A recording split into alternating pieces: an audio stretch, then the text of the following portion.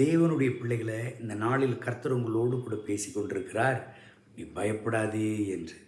நீங்கள் எப்பேற்பட்ட சூழ்நிலையில் இருக்கிறீர்கள், ஆண்டவர் உங்களை திடப்படுத்தி கொண்டிருக்கிறார். எரேமியா தீர்க்கதரிசன புஸ்தகம் 1ஆம் அதிகாரம் 8வது வசனத்தை வாசிக்க கேட்போமா? நீ அவர்களுக்கு பயப்பட வேண்டாம், உன்னை காக்கும்படிக்கு நான் உன்னுடனே இருக்கிறேன் என்று கர்த்தர் சொல்லி. அநேக நேரங்களில் ஆபத்தான மனிதர்களை கண்டும் சூழ்நிலைகளை கண்டும் எதிர்காலத்தை கண்டும் நாம் பயப்படுகிறோம்.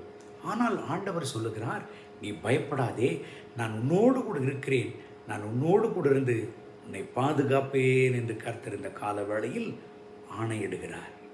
தேவனுடைய பிள்ளைகளை, இந்த காலவேளையில் நீங்கள் எப்பேற்பட்ட சூழ்நிலைகளை சந்தித்து கொண்டிருக்கிறீர்கள், ஒரு விஷயத்தை நீங்கள் நல்ல ஞாபகத்தில் வைத்துக் கொள்ளுங்க.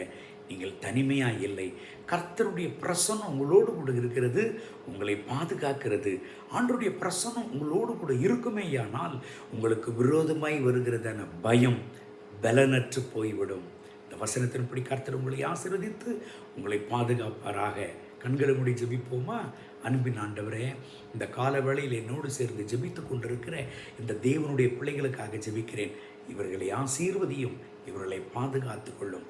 எல்லா பயங்களையும் எல்லா அதைரியங்களையும் இவர்களை விட்டு விலக்கும். கர்த்தருடைய மனதோக்கு இவர்களை தாங்கி வழிநடத்தட்டும். இந்த நாள் முழுவதும் மையமினால் நிரப்பி அற்புத அதிசயங்களோடு இவர்களை நடத்தும். இயேசுவின் நாமத்தில் பிதாவே, ஆமென், ஆமென்.